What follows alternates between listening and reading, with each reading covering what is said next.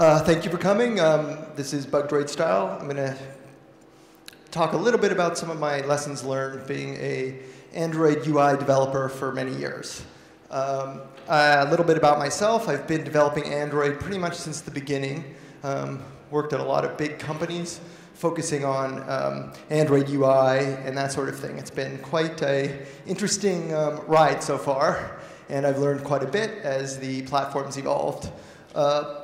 A little bit about myself. I've authored a book called Android Developer Tools Essentials on O'Reilly. I'm also an Android GDE in Google Developer Expert. Okay, so why are you guys here, and why should you guys be paying attention to this talk? Well, the most important thing is user interface is critically important. If you don't follow the guidelines and you don't keep up with the UI standards, then your hopes of being featured in the Play Store are nil. I've seen a few internal documents related to Android styling, and in order to be featured in the Play Store, the criteria are extremely critical. You'd be surprised at the nuanced details that the gatekeepers pay attention to. If you don't pay attention to these rules, your hopes of being featured in the Play Store are non-existent. You want to fit on Android. You want to look like you fit the platform. You want to match the patterns that are established so that your app looks like it is meant to be on Android and is styled for Android. This affects the user experience critically and is super important. Using some of the things I'm going to tell you about are going to allow you to be lazy.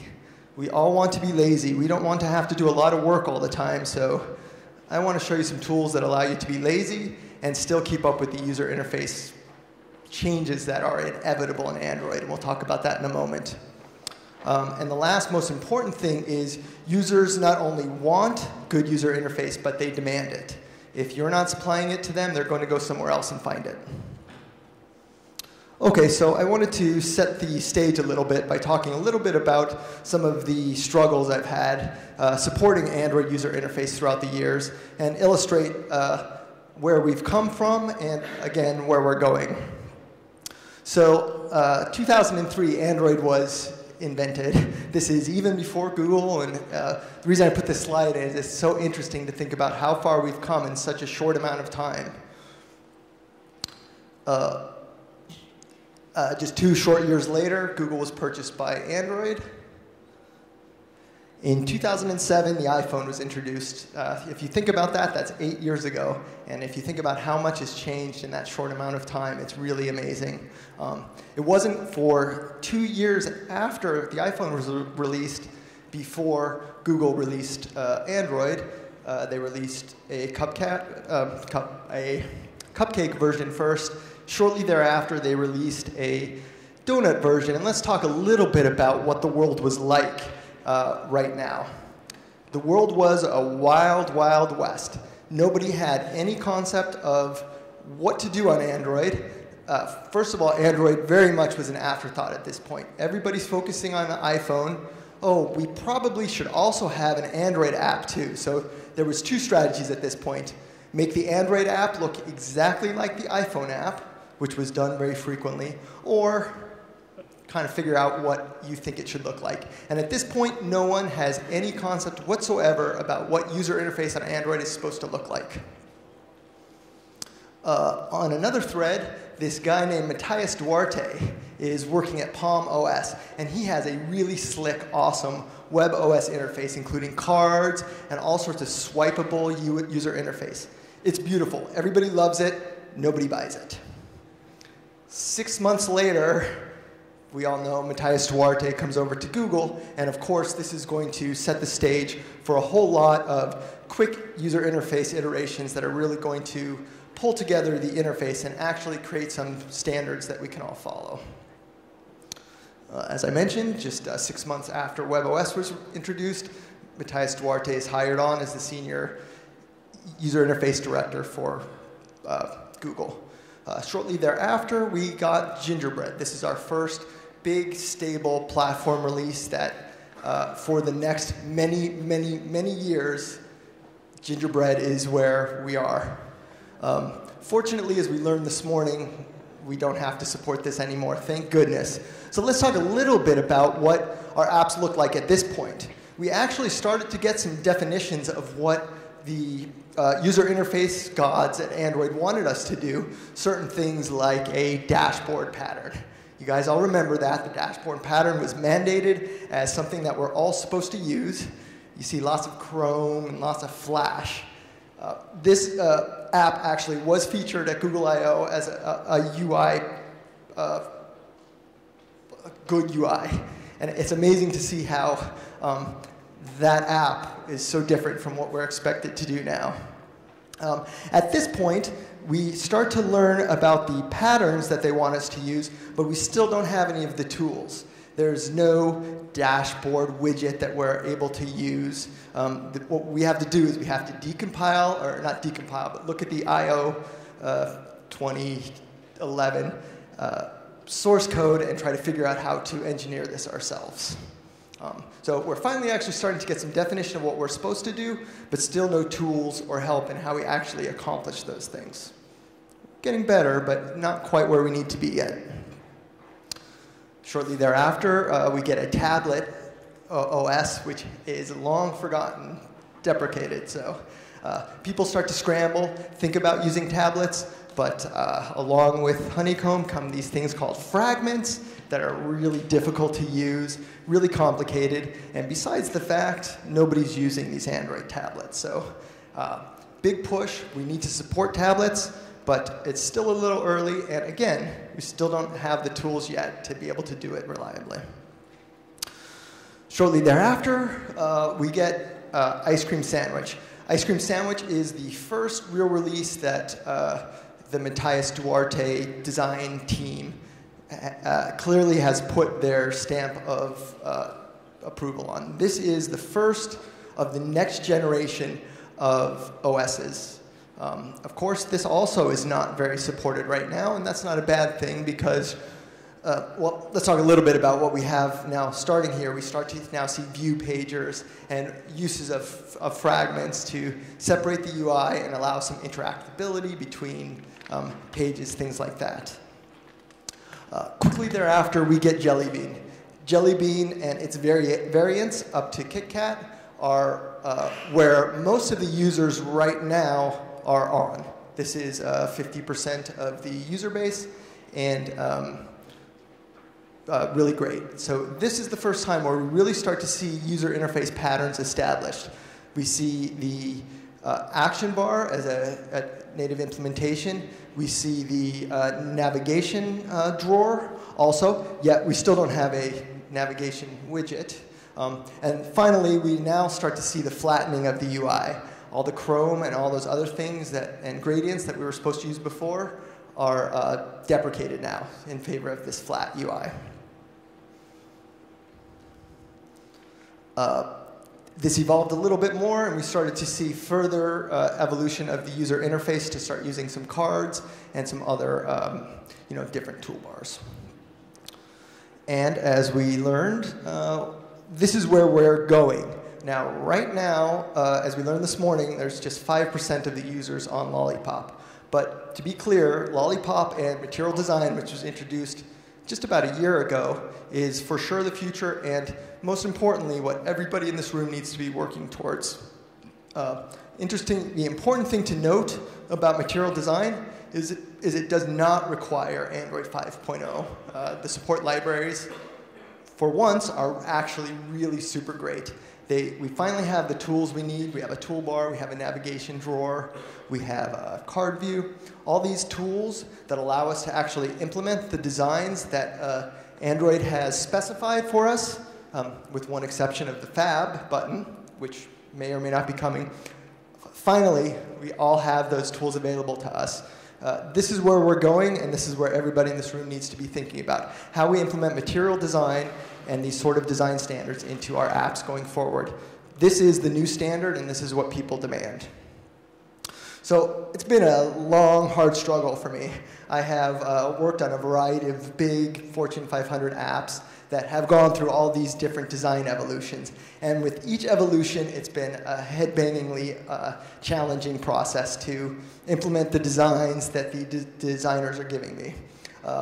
Either they are presenting me designs that don't match the design standards, look more like an iOS app, or they come up with some really creative, awesome, whiz-bang, flashy design that is impossible to implement.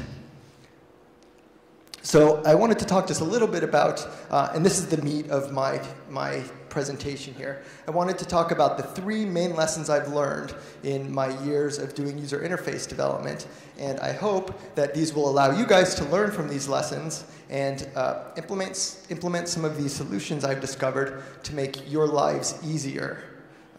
Because I can tell you, after Lollipop, we're likely to have a brand new user interface that is completely different and requires changing everything once again.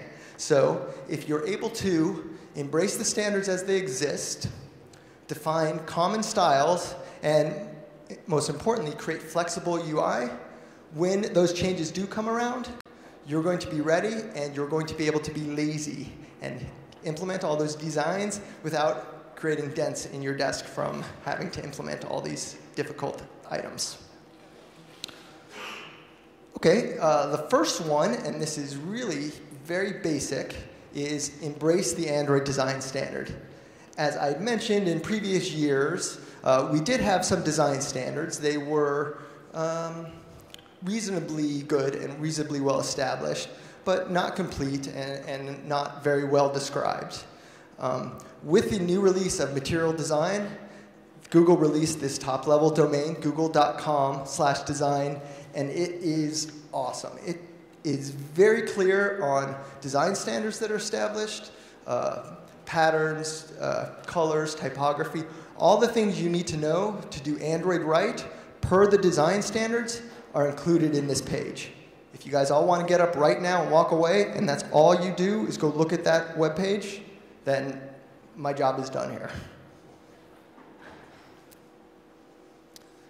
All right, the next important thing, and I think if you guys have been user interface developers, you will have experienced this. Frequently in the designers, and this is really an iOS pattern that they are following. In iOS, and this is also changing, in iOS, the frequent way to design an app was to use absolute positioning. So you figure out the size of a button, you figure out exactly on the screen where it's supposed to go, and then you place it there. Up until the recent iOS 6 device came out, iOS was a very absolute positioning design standard. You didn't think responsively. You thought about how you placed your items on the screen in absolute space. So the designers are comfortable doing that, and they create these mock-ups where it says, they create mock-ups for every screen that describe how every screen is laid out in every single instance. This is incredibly difficult to maintain and to implement. Every screen is not a unique and beautiful masterpiece. We need to start thinking about how we can create apps that are responsive and use common styling so that we can apply those common styles across the board. And we'll talk a little bit about what this means in a moment, but once we start to establish these patterns that are universal, so when I say patterns, I say instead of seeing a screen that says the side margin on this screen is 14 pixels, because that's what they would give me as an iOS guy, we don't need to specify that margin anymore. We know now that the standard side margin for Android is 16 dp. It's defined now in that google.com/design page, and there's no more magic, there's no more decisions. We know. Okay, back in business. So as I mentioned, let's start to use common styles. Let's not create every screen that's unique and independent in and of itself. We need to embrace these Android design patterns, not only because it makes our lives much easier by creating these common styles that we can implement across the board. And the important thing to mention is, once we have created these common styles and things change, because we've implemented it in common styles and in single places, we change it in one place and it changes throughout our whole app. So we're no longer dealing with single activities and single views that each are styled independently. We're now creating a cohesive app that we're able to restyle very quickly and very simply. And we'll go into a few different examples of how that happens.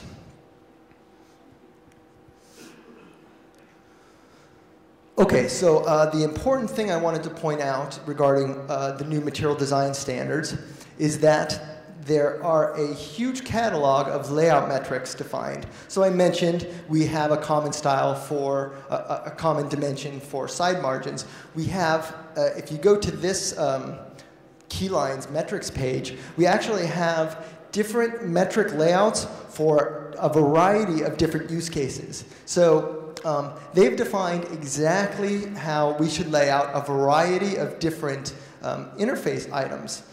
So not only does this take the guesswork out of trying to figure out how these things should be laid out, the most important thing is following these design standards, make sure that we fit inside of the Android ecosystem, right? Remember that bullet on the first page? So if everybody follows these design standards, then when we're going between apps and between user interfaces, our apps all look like they're meant to be in the same place. The layouts all match, and they all look like this cohesive Android ecosystem that we all, are striving for.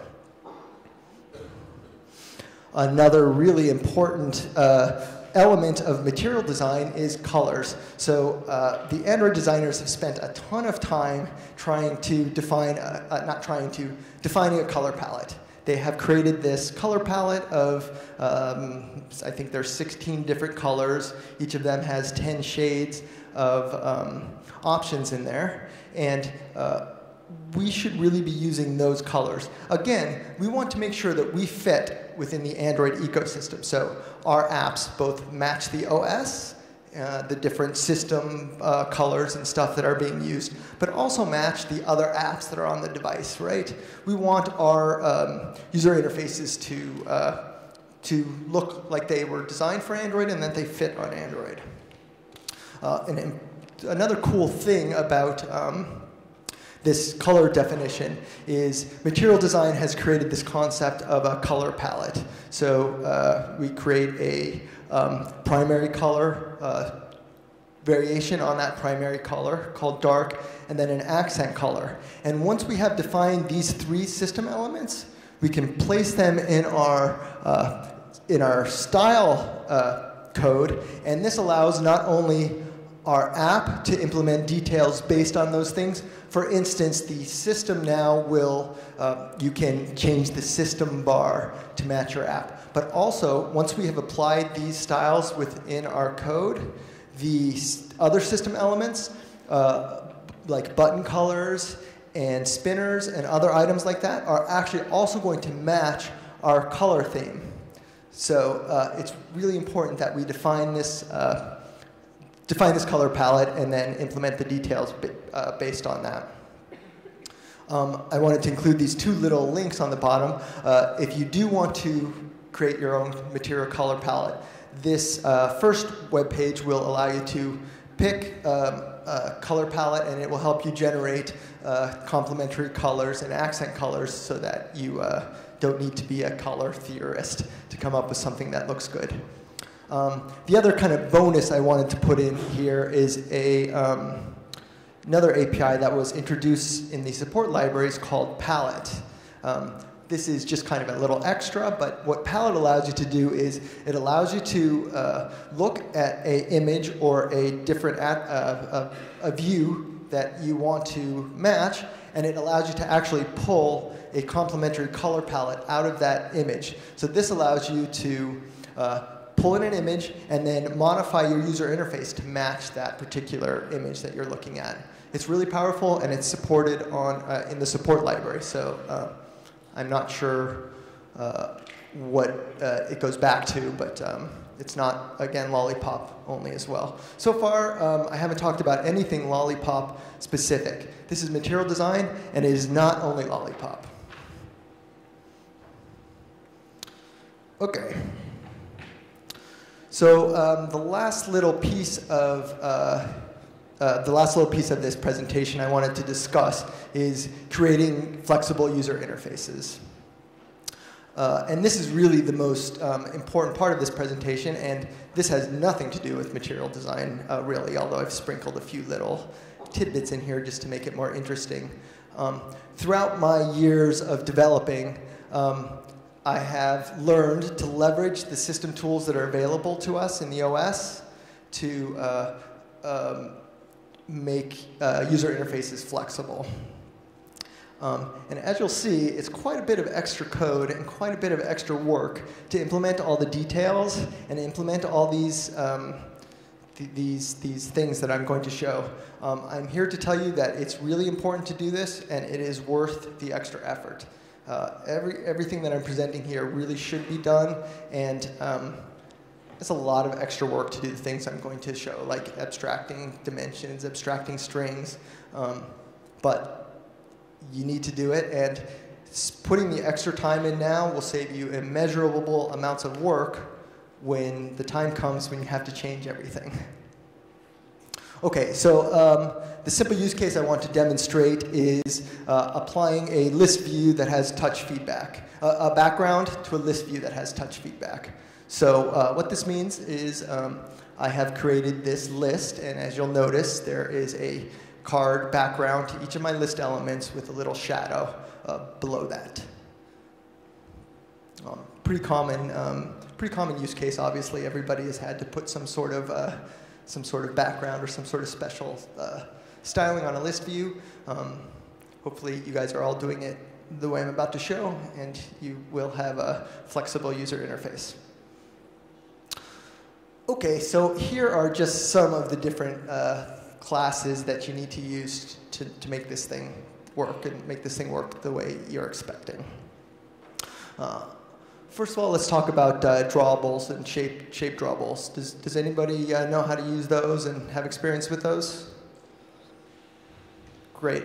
Super powerful tool. This allows you to generate XML, or you can also generate shape drawables using Java, of course, that allow you to, instead of creating unique PNGs or 9 patches for each of your different background images, it allows you to create simple shapes that are drawn by the OS at runtime. So this has a lot of really great advantages. For one thing, if you want to make a change, you don't have to create new PNGs of every resolution or get your designers to generate new assets for you to match your different systems. The other thing is these shape drawables render perfectly on every device. So not only are we, another good advantage is we're not supplying now drawables for these backgrounds, which will make our APKs smaller. But the most important reason is really just the ease of using them. So let's just look real quick on what that card drawable looks like. Just a simple rectangle that I've added to some, it's actually a few different rectangles that I have just layered on top of each other. So it's really basically pretty simple. I have the card on the front that's white with the dimension around the rectangle for the borders. And then I place behind that a shadow. And actually behind that I have another gray background to fill out the whole square.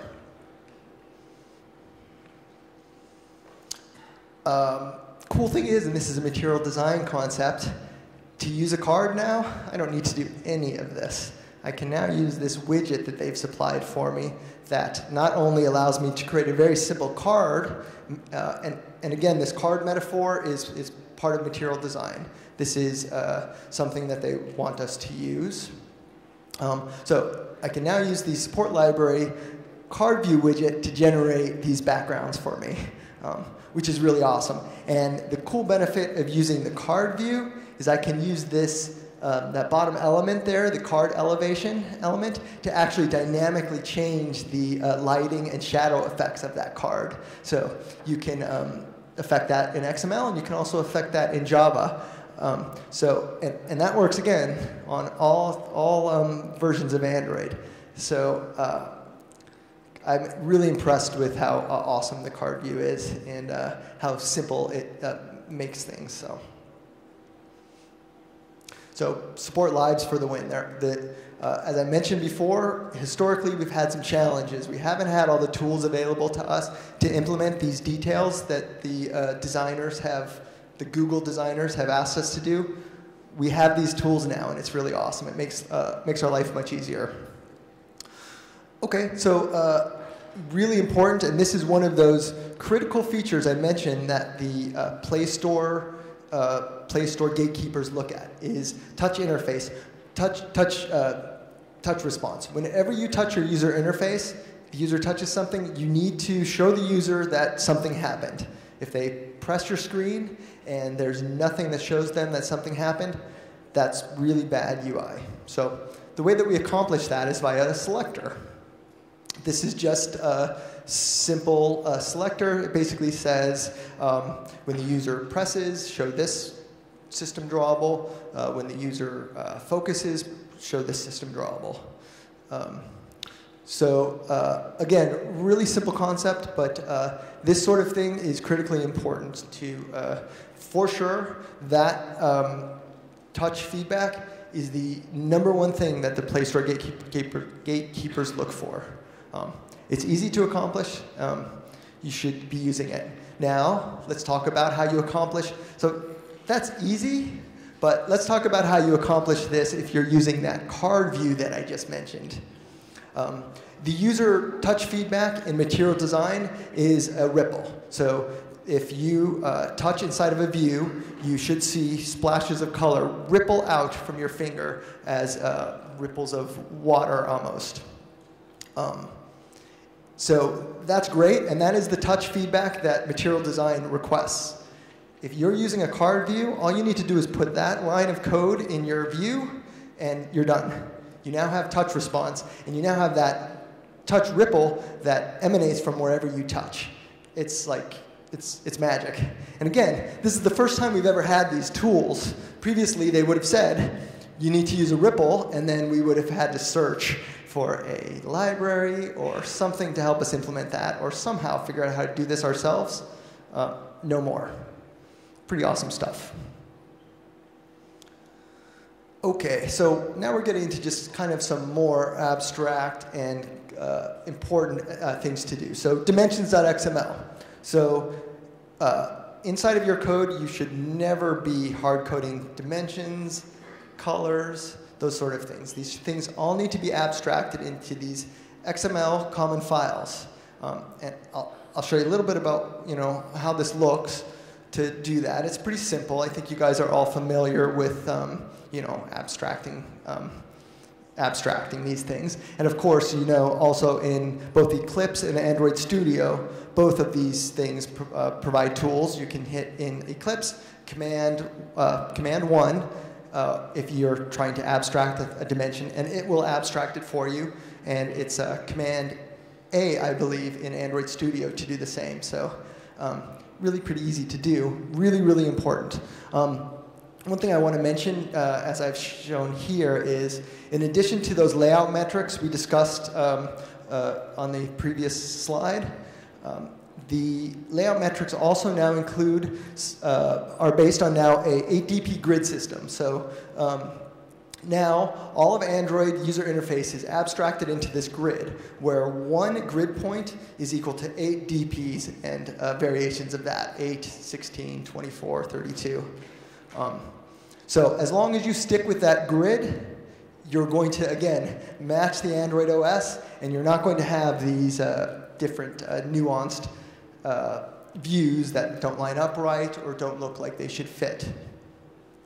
So what I have done is I've just created inside of my dimensions something that corresponds to each of the grids, and then I'm able to just apply those very simply throughout the app. So why do you want to do this sort of thing? Well, for one thing, you can, once you have abstracted these dimensions into their own XML file, you can supply different XML for each of the different screen sizes that you want to support. So, for instance, you do want to support a tablet. Honeycomb is long gone, and we're now actually have reliable tablets. You can actually supply a different dimension file for that particular screen size to, for instance, scale up on a tablet when you have more space to use. Or, adjust your layout bounds specifically to that particular screen.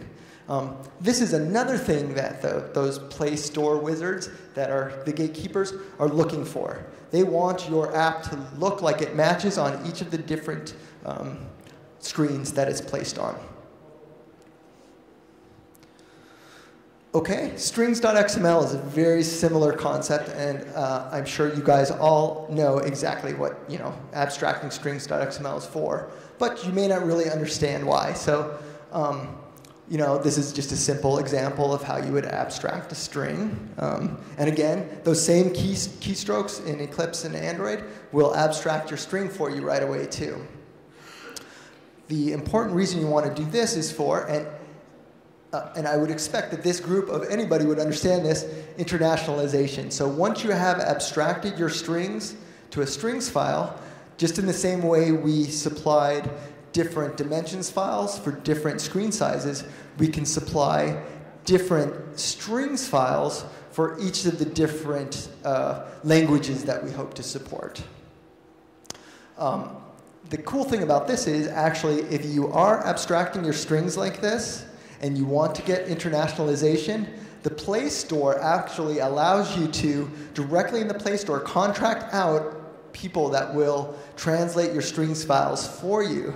So you can leverage, once you have created these different files, you can actually leverage the Play Store. It costs money, but you can actually use a service to get these translations done for you by professionals. And now you're actually supporting the different languages in their different formats. And I'm sure you guys would all love to see more apps supporting the Italian language, right? I wanted to include one little other tidbit on the bottom here, and that's a blog post put out by one of my fellow GDEs, Daniel Liu. It's a really interesting blog post about how you test for multiple languages. You guys all know that the German language is extremely character long. And once you use the German language, your UI is probably going to look a little different because your text views are longer, all those things. So Daniel Liu has provided a really interesting discussion on methods to both check for longer strings, and also he showed how to check for different character sets, so not just Latin-based, but other character sets as well. So if you are interested in internationalization and testing that, that's a super great resource. Good, I think we're doing well on time. Okay, so colors is just another really important abstraction layer. Again, we don't want to hard code our colors. Once we've hard-coded our colors in one screen, that means, or in each screen, that means if we want to change our color palette, we have to go through every screen and modify it. And as we all know, designers' desires change, and what may look great to them today is not going to look great to them tomorrow. So allowing us to abstract our colors so that instead of putting a hex code directly in the XML, we're abstracting it to a color, allows us to change that color in one single place, and universally those changes will occur throughout our app. Again, let's talk about material design a little bit. Remember we said that material design has that established color palette that we're all supposed to be following? Well, there is XML that's already created for you that has all those colors defined in there. The link's right there. So plop this colors.xml file into your code, start using the material design colors, and you're done.